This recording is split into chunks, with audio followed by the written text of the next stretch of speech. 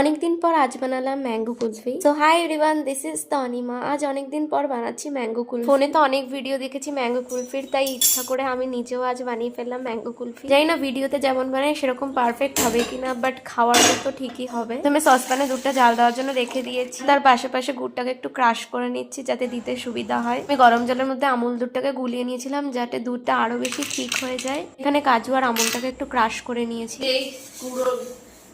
কি এটা? গুড় গুড় দিয়ে দেবো, খেজুরের গুড়, আখের গুড়। মিষ্টির জন্য এর মধ্যে দিয়ে দিচ্ছি গুড়। এটাকে লো ফ্লেমে অনেকক্ষণ জাল দিতে হবে, যতক্ষণ এটা ঠিক হচ্ছে ততক্ষণ। বলতে আমি এরকম ম্যাঙ্গো কুলফি আগে কোনোদিন বানাইনি, এটা আমার ফার্স্ট টাইম বানাচ্ছি। আর বোন অনেক জেদ করছিল সেই জন্যই বানানো, না হলে আমি বানাতাম না। তাই জানি না প্রথমবার কেমন হবে কিনা, বাট তাও ট্রাই করছি। এটা দেখতে এবং খেতে দুটোই সুন্দর লাগে জানো। এতে আমি আমার দুধটাকে ভালো করে মিক্স করে ওপর দিয়ে আমন্ড আর কাজু ছড়িয়ে দিয়েছি। খাওয়ার সময় মুখে একটু বাঁধে কাজু, আর টেস্টটাও যাতে সুন্দর আসে ওই জন্য। আর ওপরে ঢাকনি দিয়ে দেবো, সেটা হলো আমের খোসা দিয়ে। অ্যান্ড এটাকে সারা রাত ফ্রিজের মধ্যে রেখে দিয়েছিলাম। তাহলে পরের দিন দুপুরবেলা সারা রাত এটা হয়েছে অ্যান্ড পুরো জমে গেছে। আশা করিনি এত সুন্দর হবে, বাট সিরিয়াসলি এটা ভীষণই দেখতে খুবই সুন্দর হয়েছিল।